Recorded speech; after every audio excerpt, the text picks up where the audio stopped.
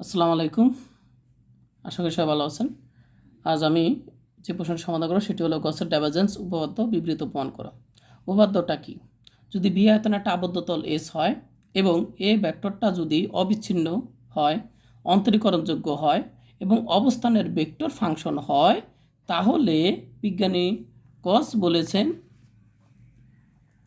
3 integration b vector operator into a d b সমান সমান হবে double integration s a vector into n ds, যেখানে এনটাকে বলা হয় বহিস্থ নর্মাল। এখানে এনটাকে বলা হয় বহিস্থ নর্মাল।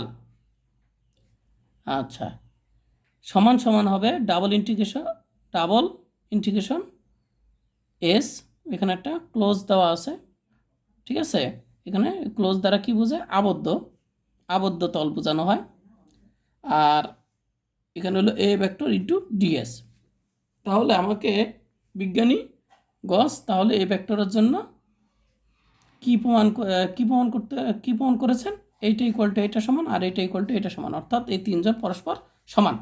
তাহলে গসের উপপাদ্য প্রমাণ করার জন্য আমাকে যে কোনো দুইটা পরস্পর সমান দেখাতে হবে। আর এখানে এনটা কি? এনটাকে বলা হয় বহিস্থ নর্মাল। এখানে বলা আছে এন হচ্ছে স্থলে অঙ্কিত একটা যোগবোধক বহিস্থ নর্মাল, ঠিক আছে, বহিস্থ নর্মাল। আচ্ছা, এবারকে আমরা প্রমাণে আসি। ধরি বি আয়তনের আবদ্ধ তল হলো এস, বি আয়তনের একটা আবদ্ধ তল হলো এস, যেটা আমরা উপরে বলেছি। আর এই এস তলটা স্থানাঙ্ক অক্ষের সমান্তরাল সরল রেখা সর্বাধিক দুটি বিন্দুতে ছেদ করে। এই এস তলটাকে সর্বাধিক কয়টি বিন্দুতে ছেদ করে? সর্বাধিক দুটি বিন্দুতে ছেদ করে এমন একটা তল এখানে আমরা এস বিবেচনা করেছি। এখন আবার আমরা ধরি এস এর দুইটা অংশ, একটা S1 একটা S2।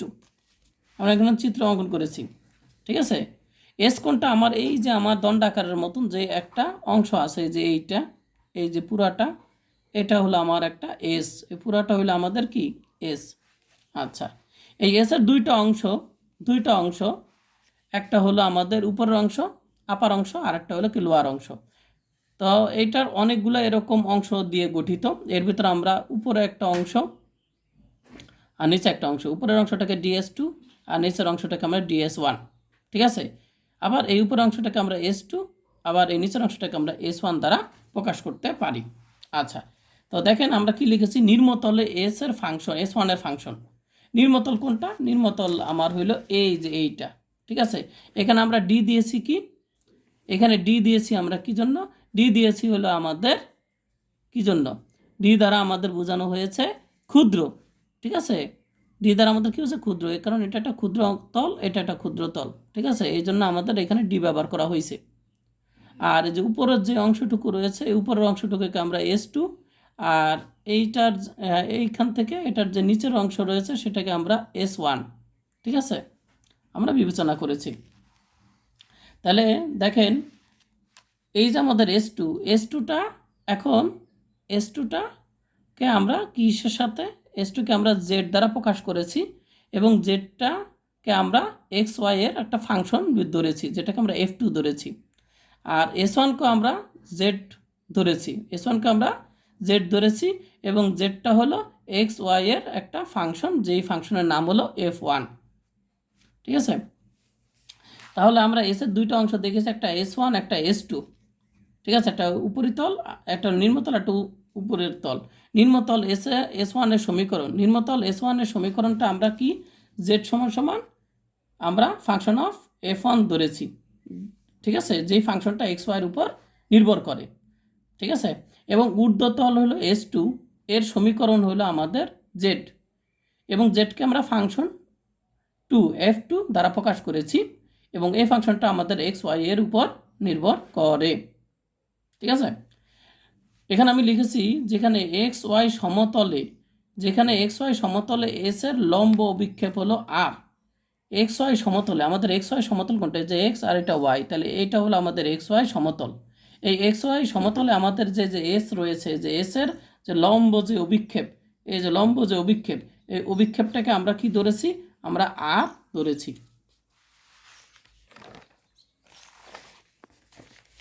এবার দেখেন আমরা এখানে কি লিখেছি। এখানে লিখেছে আমরা জানি এখানে triple integration b nablas into বা vector operator into a d b. তাহলে এই অংশটুকু আমরা কোথা থেকে পেলাম? এই অংশটুকু কিন্তু আপনাদের বইতে আগে করা নেই, কিন্তু আমি আপনাদের বোঝার সুবিধার্থে কিন্তু আমি আগে কিন্তু এটা আপনাদের লিখে দিয়েছি। এটা দেখেন আমাদের গসের যে উপপাদ্য আছে, আমি বলেছি গসের উপপাদ্য প্রমাণ করতে হলে এইটা সমান সমান এইটা বা এইটা সমান সমান এইটা আমাকে যে কোনো একটা প্রমাণ করতে হবে, ঠিক আছে? তা আমি এই যে প্রথম অংশটা আছে, এই যে অংশটা, এই অংশটুকু কিন্তু আমি এইখানে আমরা লিখেছি। দেখেন এই অংশটুকু কিন্তু বইতে নাই, এই অংশটুকু আমি ভেঙে করার কারণে এই লাইনটা আসছে, ঠিক আছে? তারপর আপনারা যদি না বোঝেন তাহলে কি বলবো, ঠিক আছে? আপনাদের সুবিধার জন্য এই লাইনটা আমি আনছি যে এই এতটুকু মানে কি। এখানে তিনটে ইন্টিগ্রেশন বি, খুব ভালো কথা দিয়ে দিলাম। এটাকে বলা হয় ভেক্টর অপারেটর। ভেক্টর অপারেটর আপনারা ফিজিক্স 1-এও আপনারা পড়েছেন। এটাকে ন্যাবলাস বা ভেক্টর অপারেটর বলে, সেটা হলো যে del by del x, del by del y, del by del z. এটা আপনারা জানেন, ঠিক আছে? আমি এখানে আই জে কে এখানে আগে লিখেছি, আপনার চাইলে এই সাইডে এই ডান সাইডেও লিখতে পারেন, ঠিক আছে? এই ভেক্টর অপারেটরগুলো এখানে আই যেটা এই সামনেও লিখতে পারেন, কোনো সমস্যা নেই। আচ্ছা, আর এ হলো ভেক্টর, এই ভেক্টরের কয়টা ত্রিমাত্রিক স্থানাঙ্কে তিনটা অংশ থাকবে, A1 A2 AZ, sorry A1 A2 A3 থাকবে। ওকে, যেহেতু ভেক্টর ত্রিমাত্রিক স্থানে তিনটে উপাংশ থাকবে। আর ভেক্টর অপারেটর কাকে বলে সেটা আপনারা জানেন, এটা মুখস্থ ভেক্টর অপারেটর। এখন এই দুটা, আর এটা হলো আমার ডিবি হলো কি আমার আয়তন। তাহলে এখানে ডিবি আয়তনের কটা অংশ থাকে? তো তিনটা অংশ থাকে, তাই না? তাহলে এখানে একটা ডিএক্স ডিওয়াই ডিজেড। তাহলে এখানে বি দ্বারা কি বোঝায়? ডিবি দ্বারা বোঝায় ডিএক্স ডিওয়াই ডিজেডের গুণফলটাই হলো আমাদের ডিবি আয়তন। কারণ আয়তন হলো কি দৈর্ঘ্য প্রস্থ উচ্চতা, তাই না? এখন দেখেন আমাদের এই দুটা শুধু গুণ করেছি, গুণ করলে কি হয়? এটার সাথে এটা গুণ করলে A1 গুণ হলো, এখানে এটার সাথে দ্বিতীয়টার সাথে এটা গুণলে A2, আর এটার সাথে এটা গুণ করলে A3, এবং আমার এইটা কিন্তু এখানে রয়ে গেল, ঠিক আছে? তো আশা করি আপনারা এতটুকু আপনারা বুঝতে পারছেন।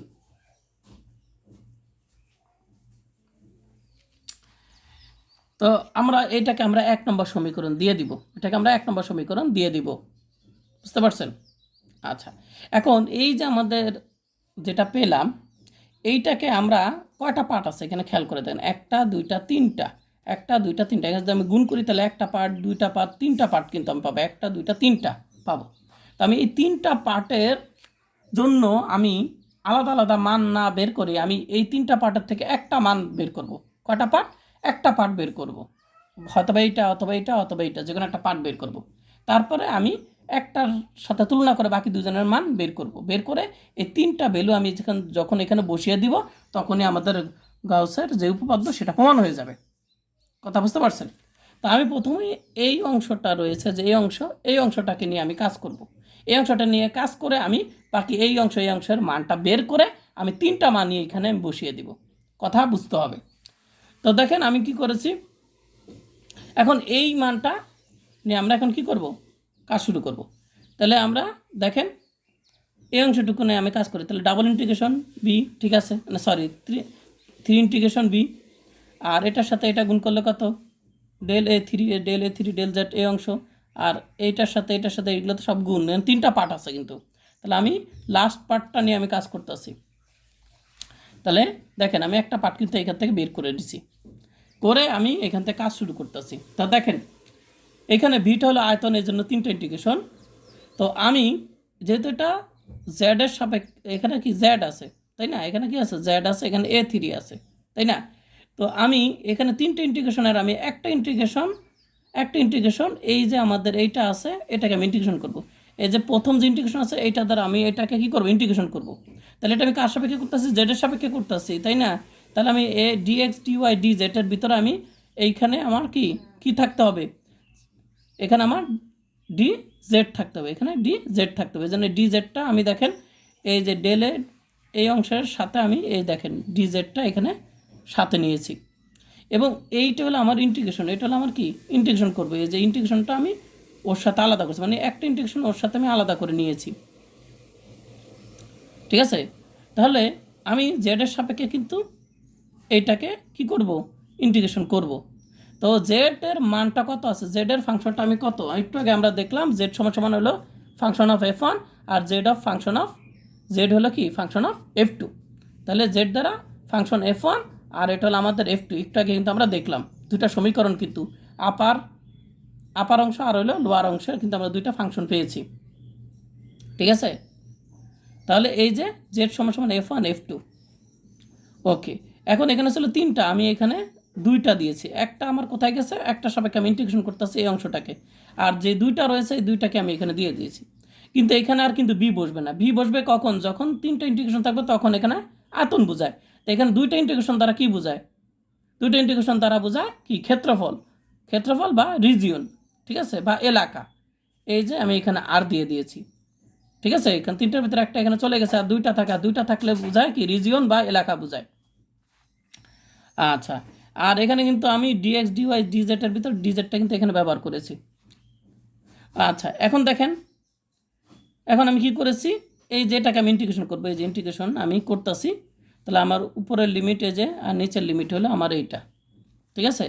এখানে জেডটা লেখার উদ্দেশ্য হলো যে এই F1 F2 যে দুইটাই কিন্তু আমার জেডের মান,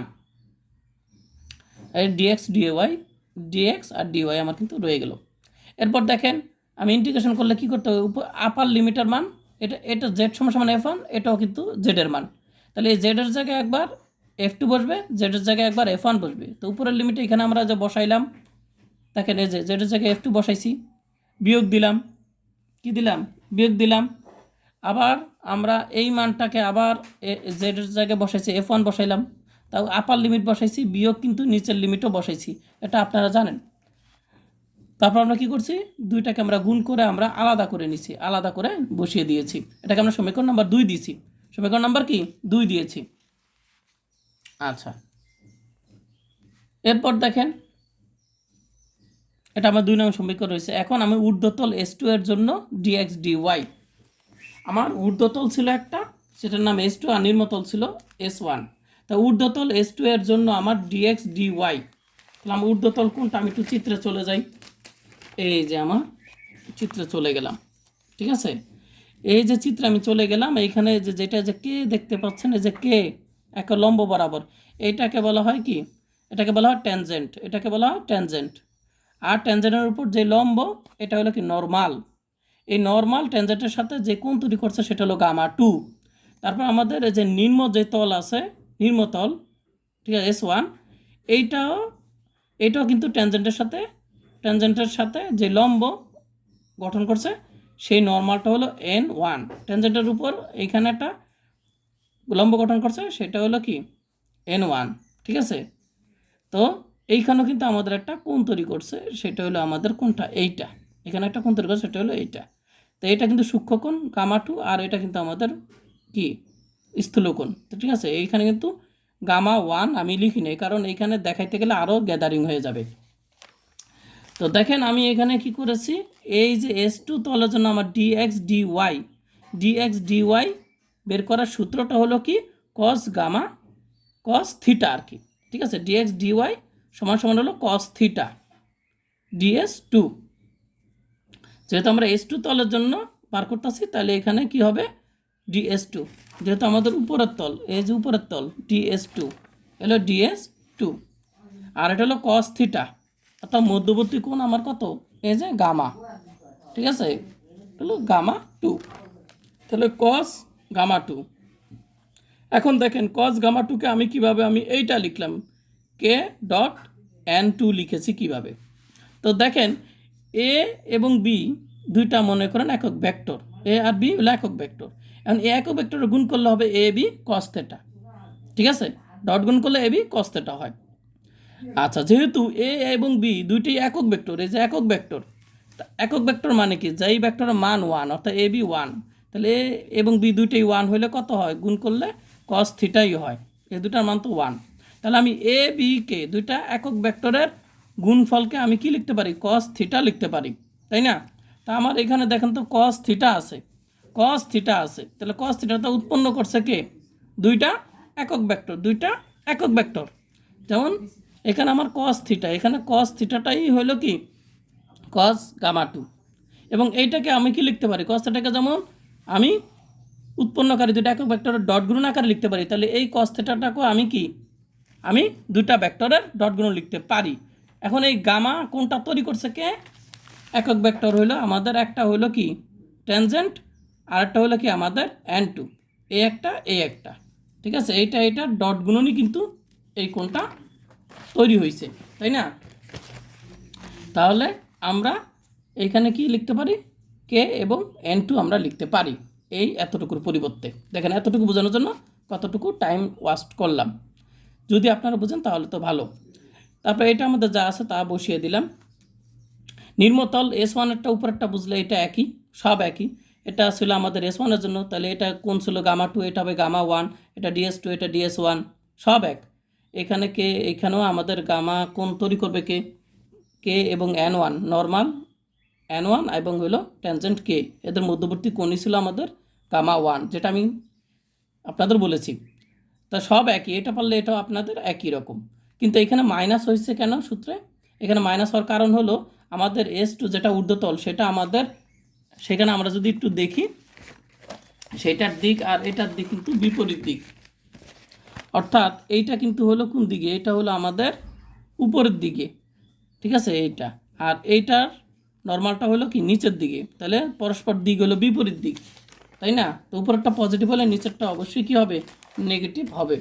সেজন্য এখানে কিন্তু মাইনাস চলে আসছে। এগুলো জাস্ট আপনাদের বোঝানোর জন্য, এগুলো কিন্তু না। এই পর্যন্ত আপনারা আশা করি বুঝতে পারছেন। এখন দেখেন এই যে ডিএক্স ডিওয়াইয়ের যে এই মানটুকু রয়েছে, এই মানটুকু আমি কোথায় বসাবো বলেন তো, এই মানটুকু কোথায় বসাবো, এই মানটুকু আমার এই যে S2, তাই না? এই ডিএক্স ডিওয়াইয়ের মানটুকু, এই মানটুকু আমরা এইখানে বসিয়ে দিব, ঠিক আছে? তারপর কোথায় বসাবো, এইখানে বসিয়ে দিব, এটা এখানে বসিয়ে দেবো। আর এই যে ডিএক্স ডিওয়াইয়ের যে মান, যেহেতু এটা S1 আছে, S1, তাহলে এই যে F1, তাই না? তাহলে এই যে আমাদের মানটুকু রয়েছে, সরি এই যে ডিএক্স ডিওয়াইয়ের এই যে এইখানে রয়েছে, এটার পরিবর্তে আমি বসাবো কিন্তু এইটা, কথা বুঝতে পারছেন? এইটার পরিবর্তে বসাবো এইটা, কারণ এটা F1, এই যে S1 এর এই অংশটুকু বসাবো, এটাও ডিএক্স ডিওয়াই, এটাও ডিএক্স ডিওয়াই, কিন্তু এইটা আমি বসাবো এই জায়গায়, ঠিক আছে, এই জায়গায়। আর এই মানটুকু এই ডিএক্স ডিওয়াই এই জায়গায় কিন্তু এই মানটুকু বসাবো। তো এই মানটুকু যখন এখানে বসাবো তখন কিন্তু এই মাইনাসটা কী হয়ে যাবে, মাইনাসে প্লাস হয়ে যাবে, কথা বুঝতে পারছেন? তাহলে আমাদের থাকবে A3, তাহলে এখানে থাকবে A3, আর এই অংশটুকু আমার এইখানে বসে যাবে, এইখানে বসে যাবে, কথা বুঝতে পারছেন? আর এইখানেও A3, আর এই অংশ জায়গায় আমার বসে যাবে KN1 TS1 বসে যাবে, আর এটা কিন্তু মাইনাসটা অবশ্যই প্লাস হয়ে যাবে, তাই না? আচ্ছা, আর এই যে ভিতরের ব্রেকেট, এই ব্রেকেটের এগুলা কিন্তু মান না, এগুলা কিন্তু বোঝায় যে A3টা XY F2-র উপর নির্ভরশীল, এইটা এই অংশের উপর নির্ভরশীল, এটা বোঝায়, কথা বুঝতে পারছেন? A3-র মানটা এটার উপর নির্ভরশীল, এটি কিন্তু কোনো মান না, এটা দ্বারা এটা কিসের উপর নির্ভর সেটা বোঝায়। তাহলে এইগুলো আমরা এখন না লিখলেও চলে, যে অংশ ব্রেকেটের অংশটুকু। তো দেখেন আমরা কিন্তু কি করেছি, আমরা এখানে লিখেছি 3 আর 4-এর মান, 3 এবং 4-এর মান আমরা কোথায় বসিয়ে দিয়েছি, 3, 4-এর মান আমরা কিন্তু 2-এ বসিয়ে দিয়েছি, 2-এ বসিয়ে দিলাম, ঠিক আছে, 2-এ বসিয়ে দিলাম। এই যে যেটা বললাম, এই যে এই অংশটুকু আমরা বসিয়ে দিয়েছি, এই অংশটুকু আমরা বসিয়ে দিয়েছি, অংশটুকু বসিয়ে দিয়েছি। আর প্লাসটা আমাদের এখানে কিন্তু মাইনাস ছিল, আমাদের এটা কিন্তু প্লাস হয়ে গেছে, কী হয়ে গেছে, প্লাস হয়ে গিয়েছে। এই যে আমাদের মাইনাসটা কিন্তু প্লাস হয়ে গেল, ঠিক আছে। আর আমরা মানগুলো এখানে বসিয়ে দিলাম। এখন কত হলো, এখানে ছিল আমার নিচে আর, এখানে ছিল আর, তাহলে হঠাৎ করে আমার এখানে আমার এস হয়ে গেল কিভাবে, এখানে আমার এস হয়ে গেল কিভাবে? এখন তো এবার আমার কার সাপেক্ষে এখানে আমার ডিএস আসছে, তাহলে এস থাকার কারণে আমার এবার ইন্টিগ্রেশনের নিচে এখানে আমার এস লিখছি, কিন্তু আগে কিন্তু আমি এখানে কিন্তু আর ছিল, কারণ এখানে ছিল ডিএক্স ডিওয়াই, ঠিক আছে, এজন্য এখানে আর ছিল, যখন এই অংশটা আমাদের এই ডিএক্স ডিওয়াইটা যখন এসে কনভার্ট হয়ে গেল, তখন কিন্তু আমার এই ইন্টিগ্রেশন নিচে এখন প্রত্যেকটা নিচে কিন্তু আমার এস চলে আসছে, সারফেস ঠিক আছে, তল সমাকলন চলে আসছে। আশা করি বুঝতে পারছেন। এখন এইখানে আমার কি আছে,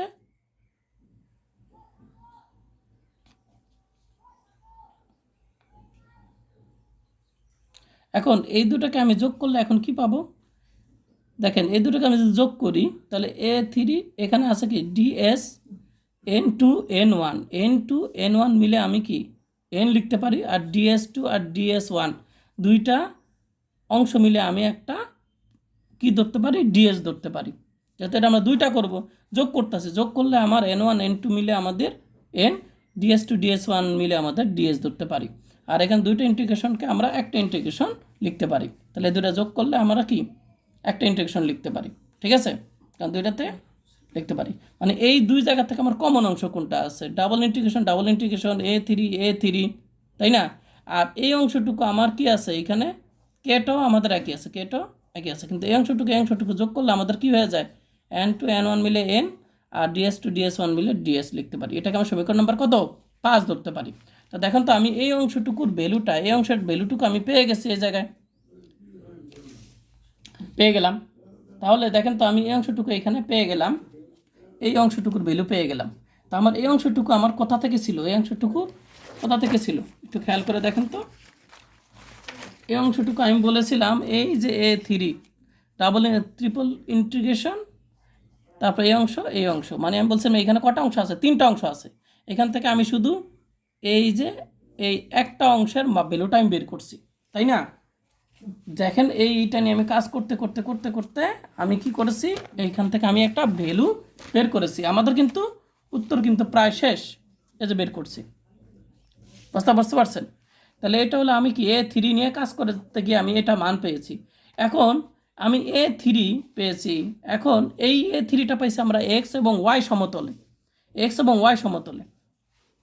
তাহলে এক্স ওয়াই সমতলে। এবার আমি ওয়াই জেড সমতলে ঠিক একইভাবে আমি কি পাবো, ওয়াই জেড সমতলে আমরা এরকম একটা মান পাবো, জেড এক্স সমতলে আমরা পাবো, যেটা ওয়াই জেড সমতলে পাবো সেই মানটা হলো আমাদের কত, ডেল এক্স A1, ঠিক আছে, 3 integration b del x A1 db, ঠিক আছে। ঠিক এইটার মতনই মান, এটা 3টা বার করছি, তাহলে এটা হলো আমাদের A1 এর যে মানটা রয়েছে, ঠিক আছে, সেই অংশটার আমরা মানটা বের করব। তাহলে দেখেন আমরা এখানে কি এইটা যেভাবে বের করছি এখানে একই রকম মান বের হবে, ঠিক আছে। এখানে দেখেন সব কিছু এক, এখানে A3 ছিল, এখানে A1 হবে, এটাই স্বাভাবিক, যেহেতু A1 জন্য অংশ বার করতেছি। এখানে কে ছিল, এখানে আমাদের কি হবে, আই হবে, কারণ 3টা উপাংশ আছে, একটা আই জে কে, তাহলে কেটা সবসময় হলো কি তৃতীয় অংশ, যে দ্বারা দ্বিতীয় অংশ, আই দ্বারা বোঝায় প্রথম অংশ। তাহলে যেহেতু এটা প্রথম A1, তাহলে এখানে কি হবে, আই আসবে, যেখানে এখানে 3 আছে, কে আসছে, তাহলে আমরা এখানে পেয়ে গেলাম আরেকটা অংশ। আর আরেকটা অংশ ছিল সেটা হলো কি A2, তাই না? আরেকটা অংশ আমাদের ছিল 3 integration del Y A2 DB. তাহলে এটার মানটা আমরা ঠিক একই রকমভাবে লিখতে পারি, যেহেতু এখানে 2 আছে, তাহলে এখানে কি হবে, জে আসবে, 1 থাকলে আই, 3 থাকলে কে, ঠিক আছে। তাহলে আমরা 5 6 7, এই দেখেন 5 6 7, 5 6 7 আমরা কিন্তু পেয়ে গেলাম। তাহলে এখানে 3টার কিন্তু মান পেয়ে গেলাম, ঠিক আছে, 3টার মান পেয়ে গেলাম। এই 3টার ভ্যালুটা আমি কোথায় বসাবো, ওই যে আমাদের 1 নম্বর যে সমীকরণ আছিল 5 6 7-এর মান আমরা বসিয়ে দিব কোথায়, একে। তাহলে আমার 1 নম্বর সমীকরণটা আমি দেখি কি ছিল। 1 নম্বর সমীকরণটা এই যে আমাদের 1 নম্বর সমীকরণটা ছিল এইটা। তাহলে এই যে এই অংশটুকু ছিল, এই অংশটুকু দেখেন আমি কি করছি, এই অংশটুকুই লিখেছি, কোনো কিছু নাই। তারপরে আমি দেখেন এখানে আমি 3টার অংশ, একটার মান বার করছি, এইটা পরে কিন্তু এই দুজনের মান আমি এটার সাথে তুলনা করে বের করে ফেলছি, ঠিক আছে। তাহলে আমি যে 1টা 2টা 3টা, এখানে কটা, 1টা 2টা 3টার অংশ আছে, তো 3টার অংশের মান কিন্তু আমি কত পাইছি, 5 6 7-এ পাইছি, 5 6 7-এ পেয়েছি, এই যে 5 6 5-এ পেয়েছি, 6-এ পেয়েছি, 7-এ পেয়েছি, ঠিক আছে। তাহলে এই মান এই 3টার মান কিন্তু আছে 1টা 2টা 3টা, এই 3টা মান আমার এখানে কি আছে, 1 2 3টা যোগ আকার আছে, যোগ। তাহলে আমি 3টার মান এখন যোগ করব। তাহলে দেখেন যদি আমি যোগ করি তাহলে আমাদের কি আসবে,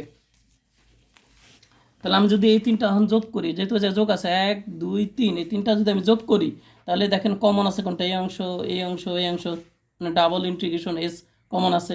এখন দেখেন এই তিনটা আমি যোগ করব, যোগ করলে আমি একটু সাজিয়ে যোগ করি। তাহলে A1টা আগে দিলাম, A2টা পরে দিলাম, A3টা পরে দিলাম, A1 A2 A3, এবং প্রত্যেকের সাথে কিন্তু আই জে কে, ঠিক আছে, এই যে A1-এর সাথে আই, A2-র সাথে জে, A3-র সাথে কে, ঠিক আছে।